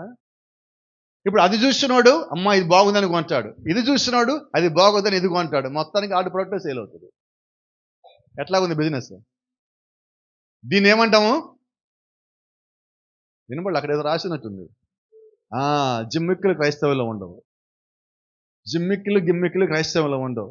మనం చెప్తా ఉన్నాం చాలామంది, నీకు మా చర్చికి వస్తే అదే అయిపోతుంది, ఇదే అయిపోతుంది, అలా జరుగుతుంది, ఇలా జరుగుతుంది. ఎన్ని గిమ్మిక్కులు అవి నడవో క్రైస్తవంలో. క్రీస్తు కావాలంటే నువ్వు చర్చికి రా, దేవుడి కావాలంటే నువ్వు చర్చికి రా, వాక్యం కావాలంటే చర్చికి రా, నీ జీవితం మారాలంటే చర్చికి రా, నీ వ్యాధి పోవాలంటే చర్చికి రా. అయితే చర్చికి వచ్చింది గుమ్మంలోకి వచ్చి లోపలికి వచ్చి వెళ్ళిపోవడం కాదు, దేవుడి దగ్గరికి రా, వాక్యం దగ్గరికి రా, ప్రార్థన దాని దగ్గరికి రా, సమాధానం దాని దగ్గరికి రా. నువ్వు బలం పొందుకొని ఇక్కడి నుంచి అప్పుడు స్వస్థత పొందుకొని పోగలవు. పాస్టర్ గారిని బట్టి కాదు. ఎవరిని బట్టి రావాలా? అయితే మన సంఘానికి ఎలా వెళ్ళటానికి ఇష్టపడతామంటే, పెద్ద పాస్టర్ గారు, యూట్యూబ్ పాస్టర్ గారు, అక్కడ పాస్టర్ గారు, టీవీ పాస్టర్ గారు, దీనివల్ల ప్రయోజనం లేదు. వీళ్ళకన్నా పెద్ద ఆయన ఒక ఆయన ఉన్నాడు. తెలుసా ఆయన పేరు మీకేంటో? నాకు తెలిసి ఆయన పేరు ప్రభువైన యేసుక్రీస్తు. నేను ఆయనకి విశ్వాసని. మరి మీరందరూ ఎవరు? అందరం కూడా ఆయనకు విశ్వాసులమే. నువ్వు బాప్తిజం పొందావా, ఆయనలో భాగమై ఉన్నావు. వర్తమానం తెలుసుకున్నావా, ఆయనలో పరిపూర్ణతకు వచ్చున్నావు. దాని ప్రకారం జీవించావా, ఆయన వచ్చేప్పుడు సిద్ధపడి పైకి వెళ్ళేవాడిగా ఉంటావు. కాబట్టి మనము సంఘానికి పిలువబడ్డాం. అయితే ఏర్పరచబడిన వాళ్ళైతే వాక్యము లోపలికి వచ్చేవాళ్ళై ఉంటారు, విశ్వాసం ద్వారా ప్రార్థన లోపలికి వచ్చేవాళ్ళై ఉంటారు. కాబట్టి గిమ్మిక్కులు స్కీములు మనకు వద్దాయి. ఒకసారి ఏదో ఊరు వెళ్ళాను, ఈస్ట్ గోదావరి చివరి అనుకుంటాను. వాక్యం ప్రకటించాక కొద్దిమంది సిస్టర్స్ బ్రదర్స్ వచ్చారు ముందుకి బాప్టిజం పొందడానికి. చాలా సంతోషం. ఆ రోజు షమ్ గారి గురించి మాట్లాడుతూ ఉన్నా. గొప్పగా దేవుడు రంగం మీదకి వచ్చాడు, నీ స్థానం ఏంటో తెలుసుకొని, ఎవరో తెలుసుకొని, ఎవరికోమో తెలుసుకో అని మాట్లాడుతాను. కొద్దిమంది సిస్టర్స్ బ్రదర్స్ మనిషిగా ఆత్మదేవ నింపబడి ఒప్పుదలకు వచ్చి బలిపడిన దగ్గరికి వచ్చి ఏడుస్తూ కన్నీరు గారు బాప్టిజాలకు వచ్చారు. పాస్టర్ గారిని పిలిచా, పాస్టర్ గారు వీళ్ళందరూ వచ్చారు, మరి వీళ్ళకి బాప్టిజం అడుగుతున్నారు అని చెప్పి మొత్తం మాట్లాడాక ఆయన కూడా మాట్లాడాడు. అంతలో ఒక సిస్టర్ వచ్చింది, వచ్చానండి, పాస్టర్ గారు పోయినసారి మీ దగ్గరికి బాప్టిజానికి ఎవరిని తీసుకొస్తే నాకు చీర ఇప్పిస్తాను, ఇప్పించలేదు పాస్టర్ గారు, పోయింది ఈసారి ఇప్పించండి. ఆమె నా దగ్గరికి వచ్చి చెప్తుంది, అదేంటమ్మా నాకు ఈ స్కీములు తెలియవన్నా. కాదమ్మా పాస్టర్ గారు మీరన్నా చెప్పండి అన్న. అట్లా నేను చెప్పలేనమ్మా అంటే ఏమర్థమైంది ఇప్పుడు? నేను వాళ్ళకి ఆ చర్చికి దండం పెట్టా, మళ్ళీ నన్ను పిలవమాకండి ఇక్కడికి. కారణం ఏంటంటే నీవు కూడా దాంట్లో భాగం కావద్దు, నీవు భాగం కావద్దు, నేను భాగం కావద్దు. మనం వచ్చింది దేనికి? ఏదో ఆశించి మనం దేవుడి పని చేయొద్దండి. నువ్వు దేవుడి పని చేస్తే నీ అవసరం దేవుడు తీరుస్తాడు, నీ కుటుంబంలో ఏం కావాలో దేవుడు చేస్తాడు. నేను ఎప్పుడు నమ్మే పాఠమే చెప్తున్నా, నువ్వు దేవుడి పని చేయి, దేవుడిని పని చేస్తాడు. విశ్వాసంగా చెయ్యి, నమ్మకంగా చెయ్యి, బలంగా చెయ్యి, ఉద్యమంగా చెయ్యి, సంతోషంగా చెయ్యి, రెట్టింపు దేవుడు నీకు ఇస్తాడు. అది ఇస్తాడని నువ్వు చేయొద్దు ఎప్పుడు కూడా. ప్రభా నాకున్నది ఇది, నేను సంతోషంగా దీన్ని చేయగలుగుతాను, నువ్వు చెయ్యి, దేవుడు నీకు తిరిగివ్వడా? ఖచ్చితంగా తిరిగిస్తాడు. నాకైతే నమ్మకం ఉండదు. నేను నమ్మిన దేవుడు మీకు కూడా పని చేస్తాడు, నాకు నమ్మకం. ఎందుకంటే ఆయన నాకు ఒక్కడికే దేవుడు కాడు, మనందరికీ దేవుడై ఉన్నాడు. Praise the lord. See, I speak to you of the very best investment that I know. నాకు తెలిసిన ఉత్తమమైన పెట్టుబడి యొక్క మార్గం మీకు చెప్తా. టు మేక్ అన్ ఇన్వెస్ట్మెంట్, నువ్వు ఒకవేళ పెట్టుబడి పెట్టాలనుకుంటే వెరీ బెస్ట్ ప్లేస్, నాకు తెలిసిన ఉత్తమమైన స్థలం ఉన్నది. నువ్వు ఒక పెట్టుబడి పెట్టాలంటే ఎక్కడ అంటే ఎదుగో ఇక్కడ. ఎక్కడ పెడదాం? గట్టిగా రావట్లేదు, నేను ఎక్కడ ఎంచుకోవడం. ఎక్కడ? దేవుడి దగ్గర. దేవుడు ఎవరో మీకు తెలుసు కదా. దేవుడు ఎవరు ఇప్పుడు? ప్రభువైన యేసుక్రీస్తులో. నీ విశ్వాసం అక్కడే, నీ పెట్టుబడి అక్కడే, అన్నీ అక్కడే. ఇక్కడ మీకు సంగతి జ్ఞాపకం చేయండి. ఇప్పుడు నేనేమంటానంటే ఈయన దగ్గర నా పెట్టుబడి. ఏమా మనందరి పెట్టుబడి ఎక్కడ? ఆయన దగ్గరేనా? అయితే నువ్వు ఒక కంపెనీలో పెట్టుబడి పెట్టాలంటే నువ్వు ముందుగా కొన్ని సంగతులు తెలుసుకోవాలా. ఏంటి మొట్టమొదటి సంగతి అంటే ఆ కంపెనీకి యజమాని ఎవరు? యజమాని ఎవరో తెలుసుకోకుండా కంపెనీలో పెట్టుబడి పెడితే మనం పోతాం. కాబట్టి ఈరోజు నువ్వు ఏ కంపెనీలో పెట్టుబడి పెడుతున్నావో ఆ కంపెనీ యజమాని ఎవరో నీకు తెలుసు. Praise the lord. రెండో సంగతి మీకు జ్ఞాపకం చేస్తున్నా, వెన్ వాస్ ఇట్ ఎస్టాబ్లిష్, అది ఎప్పుడు, ఎంతకాలం అయింది స్థాపించబడి. మూడో ముఖ్యమైన సంగతి ఒకసారి చూద్దామని. మొదటిది యజమాని, ఎప్పుడు స్థాపించబడింది. మూడోది అది నమ్మకమైనదేనా, అందరు నమ్మేదేనా. Praise the Lord. ఆమేన్. ఈ మూడు మనం ప్రాముఖ్యంగా చూడాలి. ఇక్కడే కాదు, మీ జీవితంలో ఎక్కడికి వెళ్ళినా చెప్తున్నా. యవనస్తులు కొన్నిసార్లు ఏం చేస్తారంటే ఏదో ఒక ఉద్యోగం అని జాయిన్ అవుతారు. మీకు మాట చెప్తున్నా, ఏదో ఒకటి జాయిన్ అవ్వద్దు. ఎందుకంటే కొన్ని చోట్ల కానీ మనం జాయిన్ అయితే, కొన్ని కంపెనీలో కానీ మనం వెళ్తే, నువ్వు ఆ కంపెనీలో జాయిన్ చేయి, నేను అక్కడ పని చేస్తానని నీ సివిలో, దాని ఏమంటారు, నీ బయోడేటాలు, నీ రెజ్యూమ్లు అవి కానీ యాడ్ చేసి పెడితే కొన్ని కంపెనీలను తీసుకో. కారణం ఏంటంటే ఆ కంపెనీ బ్యాడ్ది కాబట్టి. చాలా జాగ్రత్త. కాబట్టి తొందరపడి మనం ఎక్కడంటే అక్కడ నిర్ణయాలు తీసుకోవద్దు. స్వల్పకాలిక ప్రయోజనాల కొరకు నిర్ణయాలు తీసుకోవద్దు. కొద్ది కాలం కొరకు నిర్ణయాలు మనం తీసుకోవద్దు. శాశ్వతమైన నిర్ణయాలు మనం తీసుకోవాలి. దేవుల్లో ఎప్పుడు కూడా టెంపరరీ డెసిషన్స్ ఉండవండి, శాశ్వతమైనవి ఉంటాయి. కాబట్టి నువ్వు పెట్టుబడి పెట్టేటప్పుడు అది మంచిదై ఉండాలా, మంచి చోట అయి ఉండాలా. Praise the lord. See, నువ్వు పెట్టుబడి పెట్టే కంపెనీలో మొట్టమొదటిగా ఏం చూడాలంటే are the investors are getting profit. దాని లోపల పెట్టుబడి పెట్టిన వ్యక్తులు మేలును పొందుకున్నారా లేదా. మేలును పొందుకున్న వ్యక్తిని గలు. మీకు చూడండి, కొన్ని బిజినెస్లు మన దగ్గరికి వస్తాయి. వాడు కారు తీసుకున్నాడంట, ఢిల్లీ కొనుక్కున్నాడంట, వాడు అమెరికా ట్రిప్ వెళ్ళాడంట, సౌత్ ఆఫ్రికా ట్రిప్ వెళ్ళాడంట, సింగపూర్ వెళ్ళాడంట. వెళ్ళినోడు ఎవడు ఇంతకి? ఎవడు లేడు. నువ్వు వెళ్ళావా, నువ్వు చూసావా? అప్పుడప్పుడు ఫోన్లో వస్తాండి, సార్ మీరు 2 లక్షలు పెట్టుబడి పెడితే తర్వాత మీకేముండదు. ఇంకా అంతకుముందు ఫోన్ వచ్చేది, సార్ మీకు ఒక గిఫ్ట్ వచ్చింది. ఎంత వచ్చింది? 1,00,000 వచ్చింది సార్. సరే తీసేసుకొని 90,000 తీసుకొని 10,000 నాకే అంటుంది. మళ్ళీ వస్తా ఫోను. అంటే నేనేమంటానంటే అపవాది ప్రారంభించగానే నీవు రియాక్ట్ అవ్వాలి వాక్యానుసారంగా. ఎందుకంటే అయాచితమైన సొమ్ము కొరకు, ధనము కొరకు ఆశపడేవాడు క్రైస్తవుడు కాదు. ఇప్పుడు చెప్తాను, అవునుగా చెప్పండి నాకు. మన రోడ్డు మీద వెళ్తున్నాం, 100 రూపాయలు కనిపించింది, ఏం చేయరా? మా పాస్టర్ గారు పాల్ గారు వద్దన్నా, నేను తీసుకోను అంటారా? తీసుకుని మధ్యాహ్నం భోజనం చేయాలి, రాత్రి పడుకోలేవు తీసుకోకపోతే. ఎవడు తీసుకున్నాడో ఎంతకి? ఏం జీవితాలండి. మన కళ్ళ ముందు 100 రూపాయలు పడి తీయకుండా ఉంటాం, అది ఒక్కడే చెప్పండి నాకు. తీసి ఏం చేస్తాం? మనకి ఎంత ఇంపార్టెంట్ పని ఉన్నా అక్కడ ఉండి వెళ్ళిపోతాం. 100 రూపాయలకి నీ పని మార్చుకున్నావు, 100 రూపాయలు నీ మనసు మార్చుకున్నావు, దేవుని రాజ్యానికి వెళ్దామనేనా? నీకు సంబంధం లేదు కదా, అంతేనా? ఎంత జాగ్రత్త. ఎందుకంటే అపవాది నిన్ను రూపాయితో కూడా పరీక్షిస్తాడు, జాగ్రత్త. రూపాయితో కూడా పరీక్షించగలడు అవసరమైతే వాడు. నీ కళ్ళ ముందు ఫ్లాష్ లాగా వెళ్ళిపోయి ఒక చిన్న సంఘటన ద్వారా కూడా నేను పరీక్షించగలడు, శోధించగలడు. But be careful. చిన్న ఆలోచన కూడా దేవుని రాజ్యం నుంచి దూరం చేయగలదు, చిన్న ఆలోచన కూడా. చాలా జాగ్రత్త. కాబట్టి దేవుని దగ్గరికి వచ్చేవాడు ఎవరైనా మేలైన కార్యాలు చూడండి. అపవాది ఎప్పుడు నీకు మేలు చేయలేడు, మేలు చేసేవాడిలాగా ఉంటాడు కానీ మేలు చేయడు. కాబట్టి ఆ సంగతి నువ్వు జ్ఞాపకం పెట్టుకో. Was the company giving in dividends? మూడోది ముఖ్యమైన మనకు కావాల్సింది ఏంటది? చరిత్ర. చరిత్ర, హిస్టరీ. Praise the lord. ఈరోజు నీకు చెప్తున్నా, అన్నిటికన్నా ప్రాముఖ్యంగా నీకు తెలియాల్సింది ఏంటంటే ఈ చరిత్ర తెలియాలి. ఏంటి చరిత్ర అంటే, ఈరోజు నీ దగ్గర ఉన్న బైబిల్ మొత్తము చరిత్ర అయింది. పాత నిబంధనతో చరిత్ర, కొత్త నిబంధనలో వాళ్ళకి పాత నిబంధన ఒక చరిత్ర. ఆ చరిత్ర చూసైనా వాళ్ళు క్రీస్తుని నమ్మాల, చరిత్రను చూసైనా ఆ దేవుడే ఈ దేవుడు నమ్మాల. పాత నిబంధన యెహోవాయే, కొత్త నిబంధన యేసుక్రీస్తు అని పౌలు గారు ఎలా తెలుసుకున్నారంటే అదే చరిత్ర ద్వారా తెలుసుకున్నారు. కొత్త నిబంధనలు అపోస్తలులు ఎలా తెలుసుకున్నారంటే దాని ద్వారా తెలుసుకున్నారు. అంటే ఒక కంపెనీ ఎప్పుడు వచ్చింది, దానిలో మేలు పొందుకున్నారా, అది ఎంత కాలమైంది, దాని చరిత్ర ఏంటో తెలియకుండా నువ్వు ఆ కంపెనీలో పెట్టుబడి పెట్టలేవు. అలాగే ఈ రోజు కూడా ఈ కంపెనీ అనగా ప్రభు అయిన యేసుక్రీస్తు గురించి నీతో మాట్లాడుతున్నా, ఆయనలో కానీ నువ్వు పెట్టుబడి పెట్టాలి అంటే ఒక్కసారి ఆయన గురించి చరిత్ర తెలుసుకుందామంటారా? అయితే ఆయనలో పెట్టుబడి పెట్టిన వాళ్ళు ఎవరైనా తెలుసా మీకు? నాకు తెలుసున్నాడు ఒక ఆయన, చూపిస్తాను, అవునో కదా చెప్పండి. ఎవరైనా అంటేనే అంట బైబిల్లో మొట్టమొదటి పెట్టుబడిదారు ఆయనే, first investor in the lord. అది దేవుడు ఎలా చెప్పాడంటే, నోవాహు నేను భవిష్యత్తులో ఈ పనులు చేయబోతున్నాను, నువ్వు నమ్ముతావా అన్నాడు. నమ్ముతాను ప్రభు అన్నాడు.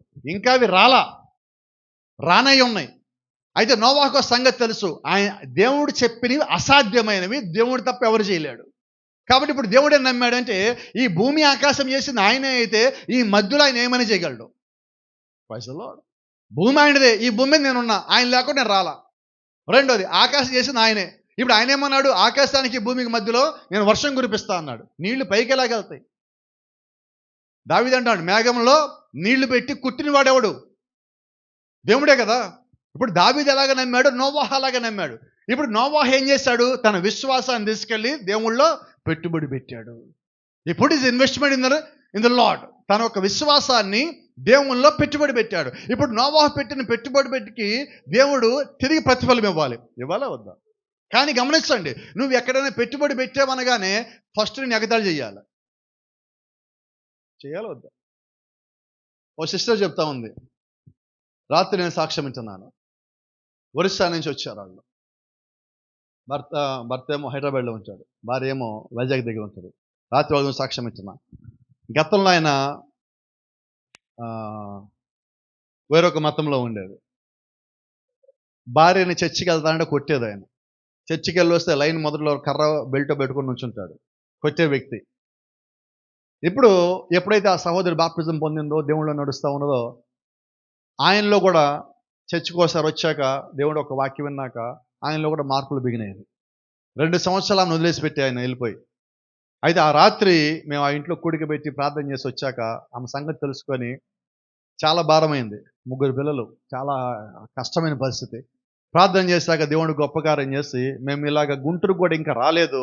అప్పటికైనా 2 ఏళ్ల తర్వాత ఉదయం 6 గంటలకల్లా చెప్పా పెట్టుకుని బాడి దగ్గరికి వచ్చారు హైదరాబాద్ నుంచి. వాళ్ళు ఇప్పుడు కలిసి ఉంటున్నారు. ఏదో అనారోగ్యం వచ్చి దాని నుంచి కోలుకున్నాడు, దేవుడు సహాయం చేశాడు. ఇప్పుడు ఆయన అక్కడ చర్చికి వెళ్తున్నాడు హైదరాబాద్లో. ఆదివారం అయితే వీళ్ళకి ఫోన్ చేసి ఇంకా చర్చికి ఎందుకు వెళ్ళలేదని తిడుతున్నాడు. ఇప్పుడు అతనితో పాటు పనిచేసే వాళ్ళు అంటున్నారు, ఎంత డబ్బులు ఇచ్చారు నీకు క్రిస్టియన్గా మారటానికి అడిగారు. సో ఎట్లా ఉండదో దెయ్యం పని. డబ్బులకి మారేవాడు క్రైస్తవుడు ఎందుకు అవుతాడు? ఎంత ఇచ్చారు? నిన్నటి దాకా మాతో పాటు వచ్చా, ఈరోజు రావట్లేదేంటి? ఈరోజు ఏంటి చర్చ్ అంటున్నావు, దేవుడు అంటున్నావు, ఎంతో ఇచ్చాను నీకు అంటున్నావు. నాకు ఆరోగ్యం వచ్చిందని చెప్పాడు అప్పుడు. నా కుటుంబాన్ని దేవుడికి వెళ్ళిపోయాడని చెప్తున్నాడు. అంటే ఈరోజు ఎలాగున్నదంటే, నువ్వు దేవుణ్ణి నమ్మావంటే ఎగతాళి చేసేవాళ్ళు ఎక్కువ, ఇబ్బంది పెట్టేవాళ్ళు ఎక్కువ, బాధ పెట్టేవాళ్ళు ఎక్కువ.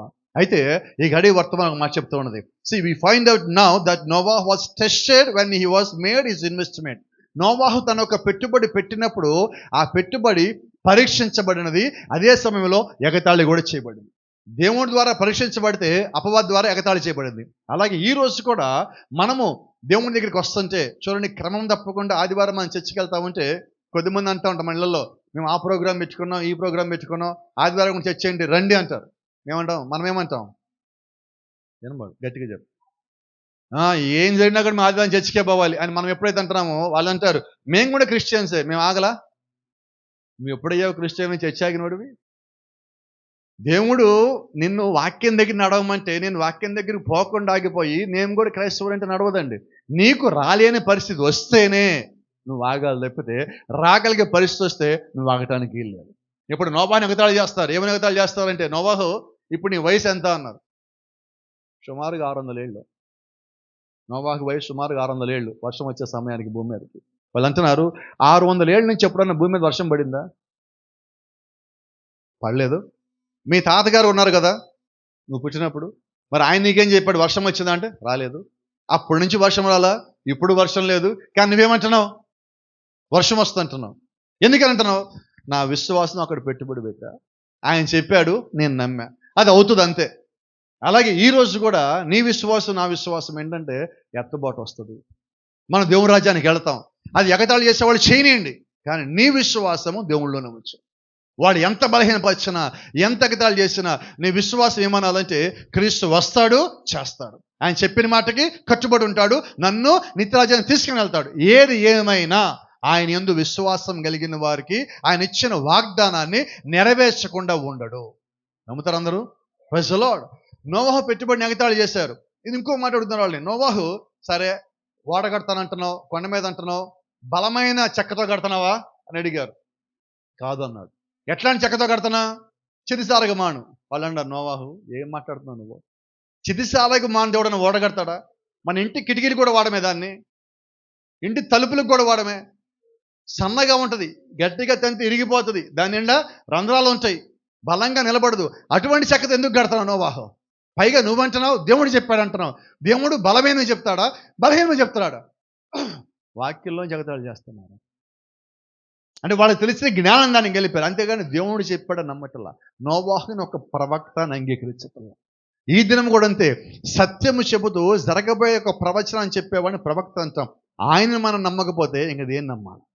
ప్రవక్త అంటే దేవుడు ఒక వాక్యము, వాక్యాన్ని నమ్మకపోతే ఇంక దేన్ని నమ్మగలుగుతావు? దేవుడు చెప్పిన కార్యాలు జరిగినప్పుడు చూడండి, యేసుక్రీస్తు కూడా భూమి మీద ఉన్నప్పుడు ఒకసారి ఇలాగ అన్నాడు, నేను చేసిన క్రియలను బట్టి అయినా కానీ నన్ను నమ్మండి. అంటే ఎటువంటి స్థితికి ఆయన తెచ్చారంటే భూమి మీద దేవుడే వచ్చి, నేను నా తండ్రి క్రియలు చేయకుని ఎడలా నన్ను నమ్మద్దు, ఆ క్రియలు నిజమైతే దాన్ని బట్టి ఆయన నమ్మండి. అలాగే ఒక ప్రవక్తను మీరు నమ్మకపోయినా ప్రవక్త చేసిన క్రియలు బట్టి అయినా ఆయనలోంచి వచ్చిన ప్రవచనాలు ఒక నెరవేర్పట్టని మీరు నమ్మండి. ఇప్పుడు నోవాహు అదే అంటున్నాడు, నన్ను నమ్మకండి, దేవుడిని నమ్మండి, అది నిజమైతే దాని లోపల నిలబడి ఉండండి. Praise the Lord. ఆమేన్. ఇంకా ఆశ్చర్యం, అందరికీ దాంట్లోంచే నోవాహు చెక్క ఎంచుకున్న చిరుసారక మాల్లో ఉన్న రంధ్రాలు చూసి, బలహీనతలు చూసి అందరు ఎగతాళి చేస్తుంటే దేవుడు ఏం చూశాడంటే ఆ చిరుసారక మాల్లో ఉన్న గొప్ప సంగతి ఇదిగో ఇలాగ బెండ్ అవుతుంది. మీరు ఏ చెక్క ఇలా బెండ్ అవడం చూసారా? ఎవరన్నా ఎక్కడన్నా? ఇప్పుడు మీకు మాట చెప్పాలి, కొద్దిగా ఇబ్బందికరంగా ఉంటుంది అనుకుంటే ఈ మాట, అయినప్పటికీ మీకు ఇది మేలు చేసే మాట, అందుకని చెప్తున్నా. విశ్వాసులు కూడా ఇలాగా దేవుని యొక్క పరిచయంలో ఉండాలి. ఇప్పుడు చెక్క ఇలాగ వంచితే అది వంగాలి, అప్పుడే ఎక్కడ ఫిట్ అవ్వాలి అక్కడ ఫిట్ అవుద్ది. వంగకుండా పెళుసుగా ఉంటే ఇరిగిపోతే ఏం చేయాలా? పడేయటమే. మీరు ఎప్పుడైనా వడ్రంగి పని చేసేవాళ్ళు పక్కన చూస్తే పడేసి ఎన్ని ఉంటాయి, తయారు చేసి ఎన్ని ఉంటాయి? పడేసింది ఎక్కువ ఉంటుంది, వేస్టేజ్ ఎక్కువ ఉంటుంది, ఎందుకంటే అది సరిగా లేదు. అలాగే ఈరోజు కూడా దేవుడు ఒక ఓడ కడతంటే ఆ ఓడలో మనల్ని పెట్టినట్లయితే మనం కూడా ఎలాగ ఉండాలంటే లోబడేవారిగా ఉండాలి, వాక్యానికి లోబడేవాళ్ళుగా ఉండాలి. ఇప్పుడు సంఘంలో కూడా మనం పరిచయం చేయాలంటే ఏమంటాం? వినపడలేదు. ఓ పాస్టర్ గారు మేం చేస్తాం ముందు వెళ్ళిపోయేది వాళ్ళే. ప్రార్థన అయిపోగానే ఫస్ట్ వెళ్ళిపోయేది ఎవరు? ఎందుకంటే కొన్ని పెళ్లిగా ఉన్నాయి, అవి మేము బెండ్ అవుతాం అనుకుంటే, కానీ ఉండట్లా. మనం నేనేమంటానంటే, నీ హృదయం దేవుడికి ఇస్తే అప్పుడు నువ్వు చేసే పరిచయం దీవించబడుతుంది. బలవంతంగా కష్టంగా పని పరిచర్య చేయలేవు. కాబట్టి జ్ఞాపకం పెట్టుకోండి, నువ్వు ఇటువంటి స్వభావం కలిగి ఉన్నప్పుడు వాక్యముని యొద్దకు వచ్చాక దానికి లోబడే స్వభావం కలిగి ఉంటే అప్పుడు దేవుడు నిన్ను ముందుకు తీసుకెళ్తాడు, నడిపించగలడు, బలపరచగలడు, స్థిరపరచగలడు. Praise the Lord. ఇంకొక ఆశ్చర్యం, ఇప్పుడు దేవుడు నోవాహును ఓడగట్టమన్నాడు. అయితే దేవుడు ఎలా కట్టమన్నాడంటే ఓడని నీ కొరకు కట్టుకోమన్నాడు. ఇప్పుడు దేవుడు నోవాహు కొరకే కట్టుకోవాలా? కొంచెం చూద్దాం ఒకసారి. కొంచెం నాతో పాటు ఓడ లోపలికి రండి. వచ్చినట్టేనా? ఎలాగుంది ఓడ? ఇది ఓడలో 3 అంతస్తులు. 4 ఉండదు, ఇది కొత్త వాళ్ళు కాదు, మంది నోవాహు వాడే మాట్లాడుతున్నాం. 3 అంతస్తులు పైన ఉన్నది, అది పైకి పోవటానికి వీలు కాదు. ఈ 3 అంతస్తులు, ఇది మొదటిది, ఇది రెండవది, అది మూడవది. ఇది జంతువుల కొరకు, ఇదేమో ఆహార నిల్వలు, అదేం పక్షులు. ఆ మధ్యలో నోవాహుకి కుటుంబానికి ఇక్కడ మీకు స్పష్టంగా కనిపిస్తాను. కొంచెం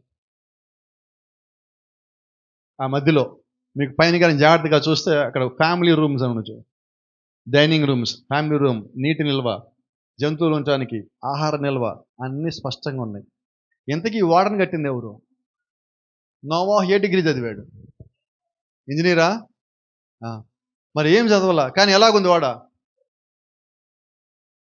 అంటే కట్టమన్నది దేవుడైతే అది నిలబడుతుంది. దేవుడు జ్ఞానం ఇవ్వాలి. నేను అదే అంటే కుటుంబాన్ని కట్టేటప్పుడు కూడా నేనేమంటానంటే ముందు దేవుడికి విలువ ఇవ్వండి, దేవుడికి ప్రాధాన్యత ఇవ్వండి, దేవుడిని ముందు పెట్టండి. ఆయన కడితే మనం బలంగా ఉంటాం, ఆయన నిలబెడితే మనం బలంగా ఉంటాం. దేవుడి మీద నమ్మకం లేకుండా, దేవుడి మీద విశ్వాసం లేకుండా మన మీద కట్టామంటే అది నిలబడదు. కాబట్టి ఇప్పుడు నోవాహు పెట్టుబడి ఏంటి? నోవాహు స్థలం అమ్మాడు, ఇల్లు అమ్మాడు, పొలం అమ్మాడు, తనకున్న ఆస్తి మొత్తం అమ్మేశాడు. అమ్మేసి ఏం చేశాడు? చిత్సారగమాలన్నీ కొని దాంతో ఈ ఓడ కడుతున్నాడు. అంటే ఇప్పుడు నోవాహు పెట్టుబడి ఏంటి? తనకున్న మొత్తం సమయాన్ని ఇచ్చేసాడు, ప్రసంగం చేస్తున్నాడు, చెట్లు కొంటున్నాడు, ఓడ పని పూర్తి చేస్తున్నాడు, దేవుడి పనులు పూర్తిగా నిమగ్నం అయిపోయాడు. అంటే తనకున్న సమస్తము దేవుళ్ళో పెట్టేశాడు. Praise the lord. కొంచెం ముందుకెళ్దాం, మీకు చాలా సంగతులు కనిపిస్తాయి. ఇక్కడ ఇలా కనిపించింది, ఈ రంగులో ఉన్నది చెక్కతో గట్టినది, ఇది ఉక్కుతో గట్టింది. పైన ఓడ కనిపిస్తాయి మీకు 4 ఓడలు. మొట్టమొదటి దాని పేరు శాంటా మరియా అంటారు, దాని తర్వాతది వ్యోమింగ్, దాని తర్వాతది ఇది మీకు అందరూ తెలుసు, అవునా? తర్వాత ఇది క్వీన్ మేరీ 2. ఎందుకు అవన్నీ మీకు చూపిస్తానంటే, ఇది ఈ ఓడ పొడవు, ఇది నోవాహు ఓడ పొడవు, దేవుడు పెట్టిన లెక్క. అక్కడి నుంచి ఎంత వచ్చింది? Santa Maria, Wyoming, Titanic, Queen Mary 2 ఇవన్నీ ఏంటంటే ఫస్ట్ చెక్క ఇనుము కలిపినవి, అలాగలాగ లాస్ట్కి వచ్చి పూర్తిగా ఉక్కుతో కట్టినవి, ఇవి స్టీల్తో తయారు చేస్తున్నది.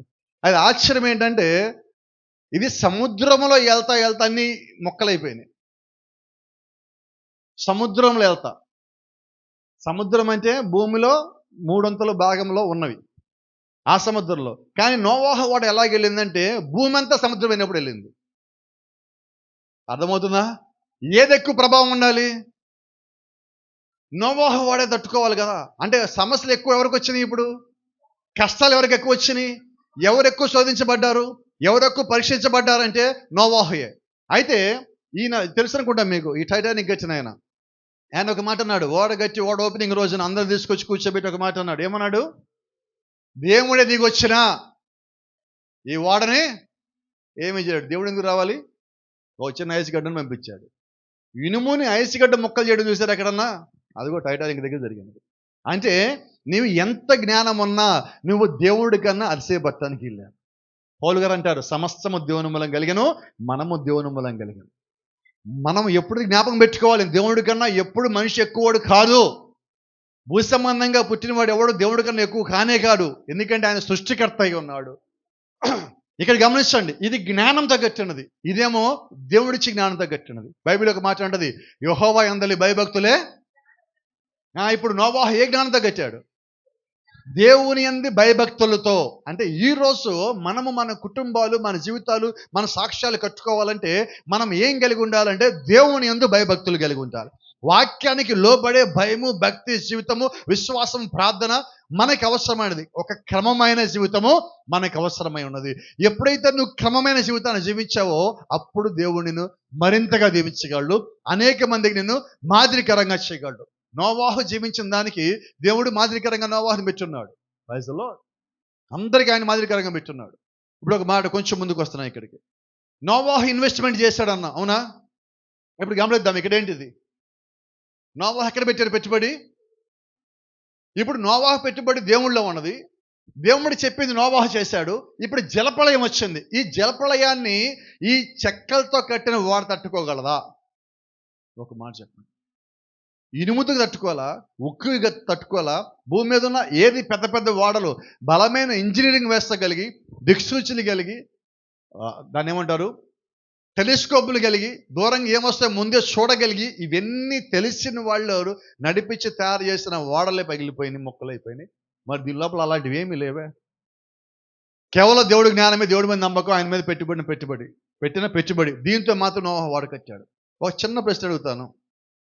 అలాంటి భయంకరమైన నీటి ప్రవాహాన్ని చెక్కలతో కట్టిన నోవాహు ఓడ ఎలా తట్టుకున్నది?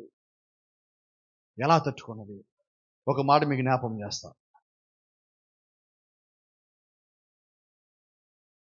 ఇక చిన్న సంగతి మీ ముందు తీసుకొచ్చాను. చాలా కొద్ది మందికి సంగతి తెలుసు. దీన్ని రెజిన్ ట్రీ అంటారు. రెజిన్ చెట్టు అంటాం దీన్ని. పైన్ ట్రీ అని, రెజిన్ ట్రీ అని, రబ్బర్ ట్రీ అని, దగ్గరగా అటువంటి ఆ ఫ్యామిలీ సంబంధించింది ఇది కూడా. ఈ చెట్టు సంగతి ఏంటంటే, ఈ చెట్టుకి 6 అడుగుల పైన ఒక రంధ్రం చేస్తారు. ఈ రంధ్రం చేసి కింద ఒక బకెట్ పెడతారు. ఈ బకెట్లోంచి ఇది ఒక్కొక్క డ్రాప్ పడి ఆ బకెట్ మొత్తం నిండిన తర్వాత ఈ బకెట్ని తీసుకెళ్ళి నిప్పుల మీద పెట్టి వేడి చేయాలి. ఆ తర్వాత ద్రవం మొత్తం మరుగుతున్నట్టుగా ఉంటుంది. ఇంతకీ ఈ ద్రవం ఎక్కడి నుంచి తీయాలి? చెట్టుని ద్రవం తీయాలంటే ఏం చేయాలి? ఏం గట్టిగా రావట్లేదు. ఎక్కడి నుంచి? చెట్టుని ముందు కొట్టాలి, ఆ తర్వాత రంధ్రం చేయాలి. ఎక్కడ రంధ్రం చేయాలంటే దాని లోపల నుంచి ఆ రెజిన్ బయటకు వచ్చేదాకా. ఎందుకంటే దేవుడు ఒక మాట చెప్పాడు, నోవాహు నువ్వు ఓడ కట్టిన తర్వాత వెలుపట లోపట కీలుపోయి అన్నాడు. అవునా? ఎందుకంటే నోవాహు దేవుళ్ళలో పెట్టుబడి పెడుతున్నాడు. నోవాహుని కాపాడాల్సిన బాధ్యత దేవుడిది. అందుకని దేవుడు ఏం చేశాడంటే, పెట్టుబడి పెట్టిన ప్రతి ఒక్క వ్యక్తికి ఆయన కాపాడే మార్గం చెప్తున్నాడు. ఇప్పుడు నువ్వు ఆ మార్గంలో ఉంటే ఆయన కాపాడగలడు, లేకపోతే ఆయన కాపాడలేడు. ఇప్పుడు ఆ మార్గం ఏంటి? లోపల వెలుపట కీలుపోయి. ఈ కీలు ఎలా తీయాలి? ఇదిగో ఎలా తీయాలి. వాస్తవంగా పాత నిబంధన కొత్త నిబంధనలకి ఛాయ అయి ఉన్నది. పాత నిబంధనలో కీలు చెట్లోంచి తీస్తే, మరి కొత్త నిబంధన నుంచి ఎక్కడి నుంచి తీయాలి? గట్టిగా రావట్లేదు. ఎక్కడ? వర్తమానం అంటుంది, యేసు క్రీస్తునే వృక్షము కొట్టబడి ఉన్నది.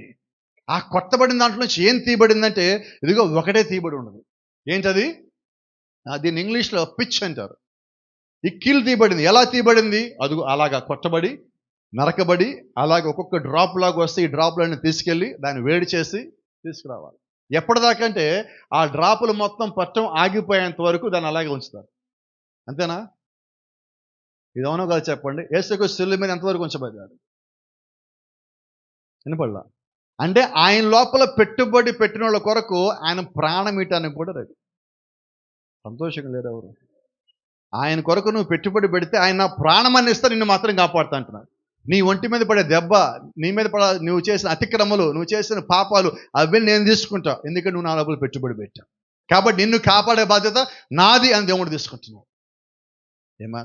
ఆ వేడి చేసిన కీలు తీసుకొచ్చి ఇందాక ఏవైతే చితిసార గుమానంతో మనం తయారు చేసిన ఆ చెక్కలు ఉన్నాయో, ఆ చెక్కలో రంధ్రాలు ఉన్నాయో, ఆ రంధ్రాల మీద ఈ కీలు మొత్తం పోసినప్పుడు ఆ చెక్క అంతా నానబెట్టబడుతుంది. పోయిన వారం మనం మాట్లాడుకున్నాం నానబెట్టబడడం గురించి. జ్ఞాపకం ఉన్నదా మీకు? ఒక తెల్ల చొక్కా మీద మరకలు పడితే ఏం చేస్తారు? సర్వేసి నీళ్లు వేడి చేసి దాని లోపల నానబెట్టి మరకపోతే దాని లోపల ఉంచుతాం. ఇక్కడ ఏంటంటే ఈ చెక్క అంతా నానిపోవాలి, మొత్తము ఆ కీలు కిందకు వచ్చేసి అది ఎండిపోవాలా, ఆరిపోవాలా. అది ఆరిపోయిన తర్వాత ఎలా తయారవుతుంది అంటే అది స్టీల్ కన్నా గట్టిగా తయారవుతుంది. ఇప్పుడు దేవుడు చేసింది ఏంటి? ఒక చెట్టులో ఉక్కుతో తయారు చేసిన దానికన్నా గట్టిగా ఉండేదాన్ని దేవుడు సృష్టిలో పెట్టున్నాడు. దానిలోంచి తీసుకొచ్చాడు దేవుడు. ఇప్పుడు దాన్ని వాడమంటున్నాడు. అంటే దేవుడు అన్ని నీకు ఇచ్చాను, నీ ముందే పెట్టాను, వాటిని వాడమంటున్నాడు. ఇప్పుడు దేవుడు చెప్పినట్టుగా నోవాహు వాడినప్పుడు ఆ చెక్కలో ఉన్న రంధ్రాలు మొత్తం తీసేయబడ్డాయి. నేను అంటాను ఆ రంధ్రాలు ఏవో కాదు కానీ ఏంటండి అది మన బలహీనతలో మన బలహీనతలో ఇప్పుడు యేసుక్రీస్తులో నీ విశ్వాసం పెట్టుబడి పెట్టడం వల్ల, ప్రార్థన పెట్టుబడి పెట్టడం వల్ల, నీ సమయాన్ని పెట్టుబడి పెట్టడం వల్ల, నీకున్న సమస్తం పెట్టుబడి పెట్టడం వల్ల నీకు వచ్చే మేలేంటి? నా బలహీనతలు తీసివేయబడుతున్నాయి. ఎలా తీసేయబడుతున్నాయి? రక్తంతో కప్పబడుతుంది. ఎవరి రక్తము? ప్రభువైన యేసుక్రీస్తు యొక్క రక్తం ద్వారా కప్పబడుతుంది. Praise the lord. దేవుడు చేసిన ఏర్పాటు, దేవుడు మనకిచ్చిన మార్గము, ఆ మార్గంలో మనం వచ్చినప్పుడు మనం దేవుళ్ళో ఏం పెట్టుబడి పెట్టామో అవన్నీ తిరిగి మనం ప్రతిఫలం ఇస్తాము. ఇవి ఆత్మ సంబంధమైన బలహీనతలు పోగొట్టుకోవటం, శరీర సంబంధమైన బలహీనతలు పోగొట్టుకోవటం. ఇది బయటికి కనబడదు, కానీ లోపల మనకు తెలుస్తుంటుంది.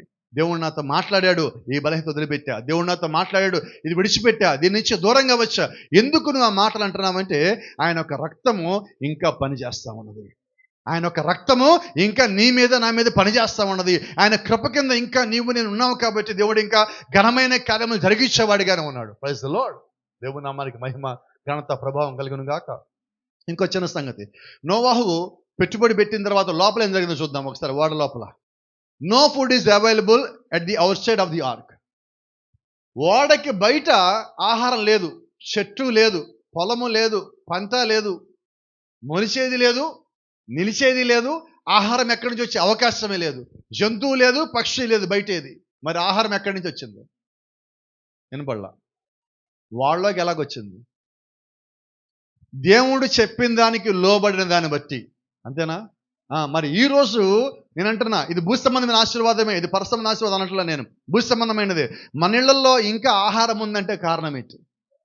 నువ్వు దేవుళ్ళో పెట్టిన విశ్వాసం అనే పెట్టుబడే నీ ఇంట్లో ఇంకా ఆహారం ఉండేలాగా చేసినది. కాబట్టి జ్ఞాపకం పెట్టుకోండి, మర్చిపోద్దు ఎప్పుడు. నువ్వు దేవుడికి ఇచ్చిన ప్రతిసారి ఎందుకు దీవించబడుతున్నావు అంటే, ఇప్పుడు నోవాహు పెట్టుబడి పెట్టాడు, ప్రపంచం మొత్తం నాశనం, ప్రపంచం మొత్తం జలప్రళయం, ప్రపంచం మొత్తం చనిపోయింది, మృతి చెందింది, వాళ్ళ శవాలు మొత్తం తేలియాడుతుంటే అదే నీరు, అదే తీర్పు వీళ్ళ దగ్గరికి రాల. కారణం ఏంటంటే యేసుక్రీస్తు యొక్క రక్తము తీర్పుకి వీరికి మధ్యలో అడ్డు ఉన్నది. ఇప్పుడు నోవాహు నమ్మాడు, తన నమ్మకమే విశ్వాసము. ఆ విశ్వాసం పెట్టుబడి పెట్టాడు, ఆ పెట్టుబడి క్రియారూపంలోకి వచ్చింది. అది నోవాహుకి మాత్రమే కాదు, ఆశ్చర్యం చెప్పన నోవాహు కుటుంబం యావత్తు రక్షించబడుతుంది. ఒక్కని పెట్టుబడి, ఇంట్లో ఒక్కని పెట్టుబడి, అంతేనా? మన ఇంట్లో కూడా ఒక్కళ్ళు నిజమైన విశ్వాసం కలిగి ఉంటే ఒక దినము నీ కుటుంబం యావత్తు నడిపించబడతారు, నీవు కలిగిన దాన్ని బట్టి. బయట ఆహారం లేదు వాళ్ళకి మాత్రం, but they have the enough food in the arc. వారికి సంతోషంగా తినటానికి కావాల్సిన ఆహారం వారికి ఉన్నది. ఎంత మేలు. చిన్న సంగతి జ్ఞాపకం చేయొచ్చు ఇప్పుడు నేను మీ అందరికీ. మనమందరం ఇప్పుడున్న జనరేషన్ ప్రత్యేకమైన జనరేషన్, అందుకని మాట్లాడదాం. ఇది ప్రపంచంలో 50 ఏళ్ళ తర్వాత వచ్చేవాళ్ళకి తెలియదు. ఒకవేళ ఉంటే దేవుని రాజ్యం ఇంకా ఆలస్యంగానైతే, ముందు నొడకి తెలియదు. ఒక 15 ఏళ్ల క్రితం, 10 ఏళ్ల క్రితం వాళ్ళకు కూడా దాదాపు ఈ సంగతులు తెలియదు అనుకుంటున్నా. అంటే 10 ఏళ్ల క్రితం ముగిసిపోయిన వాళ్ళ జీవితాల్లో ఉన్న వాళ్ళకు కూడా. ఏంటంటే ఆ సంగతి, పాండమిక్ అని ఒకటి వచ్చింది మనకి, జ్ఞాపకం ఉందా? Covid time. కోవిడ్ టైంలో బయటికి వెళ్ళి మనం సంపాదించి ఎంతమంది తిన్నాం? వినపడలా. తిన్నామా లేదా? ఎలా తిన్నారు చెప్పండి? ఎక్కడి నుంచి వచ్చింది అసలు? ఎలాగొచ్చింది? ఒకసారి ఆ రోజులు గుర్తు తెచ్చుకుంటే భయం వస్తుంది. ఏం చేయలా, జీతాలు పట్టలేదు, సరిగ్గా పని చేయడానికి లేదు. సరిగ్గా మీ సంగతి అలా కొట్టి మరి మా సంగతి ఏంటి? మీరందరూ బాగుంటే పాస్టర్ గారు బాగుంటారు, మీరందరూ బాగోతే పాస్టర్ గారు బాగుంటారు, అంతే కదా. కానీ ఇప్పుడు పాస్టర్ గారికి ఫుడ్ ఎక్కడ? ఇప్పుడు పాస్టర్ గారి ఫుడ్ గురించి ఆలోచిస్తామా? ముందు నా ఫుడ్ మన కుటుంబం అంటామా? ఖచ్చితంగా నేను నా కుటుంబాన్ని అంటాం. ఇప్పుడు నేను నా కుటుంబానికి లేకపోతే ఇంకా పాస్టర్ గారిని చూడాలా, అంతేనా? మరి ఇప్పుడు దేవుడు ఏం చేయాలి? నువ్వు దేవుడి మీద విశ్వాసం పెట్టినప్పుడు, నీ పెట్టుబడి దేవుని లోపల పెట్టినప్పుడు నీకు ఆహారం దేవుడు ఇవ్వాలి వద్దా? నోవాహు కుటుంబం బయట అంత ఆహారం లేకుండా తిరుగుతూ ఉంటే వీళ్ళ కుటుంబానికి దేవుడు ఆహారం ఇచ్చాడు, అంతేనా? మరి నేను కూడా ధైర్యంగా సాక్ష్యం ఇవ్వగలను. కోవిడ్ టైంలో బెడ్ మీద ఉన్నప్పుడు, ఇంచుమించుకు 2 నెలలు 3 నెలలు మంచం మీద లేవని స్థితిలో ఉన్నప్పుడు, సుమారుగా ఒక 20 కేజీలకు బరువు కూడా దగ్గర ఉన్నాను నేను అప్పుడు. ఇంత పరిస్థితిలో ఉన్నప్పటికి కూడా ఆశ్చర్యం ఏంటంటే, ప్రతిసారి తినేదానికన్నా కానీ ఇంకా మంచి ఆహారం ఏం తిన్నాం. అంతకుముందు మా మిస్సెస్ ఒక మాట అనేది, ఏలియా కాకులు ఎలా తెచ్చినాయంటో ఆహారం అంట ఉండేది అప్పుడప్పుడు. కోవిడ్ అయ్యాక ఒక మాట అన్నది, ఇప్పుడు నాకు అర్థమైంది ఏలియా ఎలా బతికాడా అన్నది. ఏం జరిగింది మధ్యలో? ఎలా మేము ఇంట్లోంచి గుమ్మంలోంచి బయటికి రావట్లా. దాదాపుగా ఒక వారం అయితే ఎవరి గదుల్లో వాళ్ళు ఉన్నాం. ఇదిగో మైకేల్ ఇక్కడే ఉన్నాడు, ఈ చర్చిలోనే ఉన్నాడు. మేము ఎవరి గదిలో వాళ్ళు ఉన్నాం. తలుపులు తీసేయడానికి కూడా పరిస్థితి లేదు, మంచం నుంచి లేవడానికి లేదు పరిస్థితి, తలుపు గడియడానికి కూడా ఎవరికి లేదు. మరి ఆ పరిస్థితుల్లో ఆహారం ఎక్కడి నుంచి వచ్చింది? ఏలియా కెరీతు వాగు దగ్గరే ఉన్నాడు.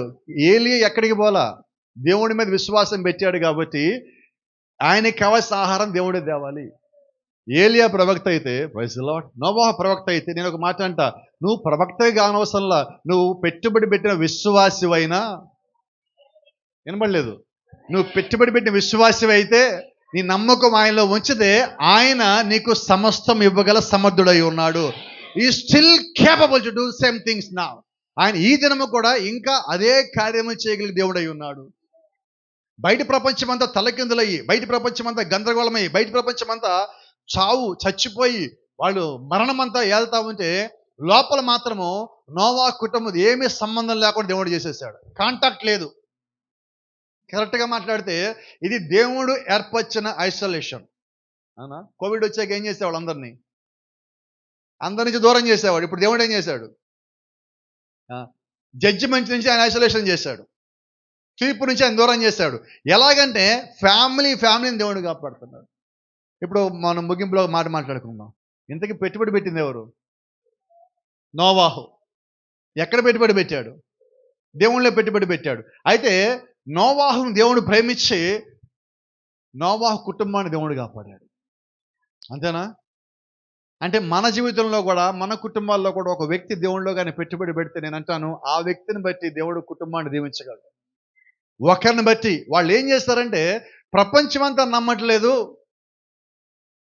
మీరన్నా నమ్మండి అని ఎప్పుడు నోవాహు బోధించాల. నోవాహు బోధించేది విని వాళ్ళు కూడా వచ్చారు. అలాగే ఈరోజు మనము కూడా జీవించేది చూసి మన కుటుంబ సభ్యులు రావాలి. ఈరోజు బలవంతంగా మనం చర్చికి లాగొద్దు. మనము జీవించి వారికి ఒక జీవితం చూపించి, ఒక సాక్ష్యం చూపించి, అప్పుడు మన దేవుళ్ళకి ఒక వ్యక్తి నడిపించాం. అటువంటి జీవితం మనం ఈరోజు కలిగి ఉండాలి. ఇది దేవుడు మన నుంచి ఆశిస్తున్నది. మొట్టమొదటి పెట్టుబడిదారు నోవాహు. నోవాహు పెట్టుబడి పెట్టినప్పుడు ఆయన ప్రతిఫలం పొందుకున్నాడు. ఎటువంటి ప్రతిఫలం అంటే, ఇక్కడ ఒక మాట చెప్తాం మీకు, ఇందాక ఒక మాట వదిలేస్తాం, డివిడెండ్స్ అని ఒక చిన్న మాట మీకు జ్ఞాపకం చేస్తాను. మనం ఒక కుటుంబానికి పాలసీలు తీసుకుంటాం. ఇప్పుడు చాలా ఇన్సూరెన్స్ పాలసీలు అని వస్తున్నాయి.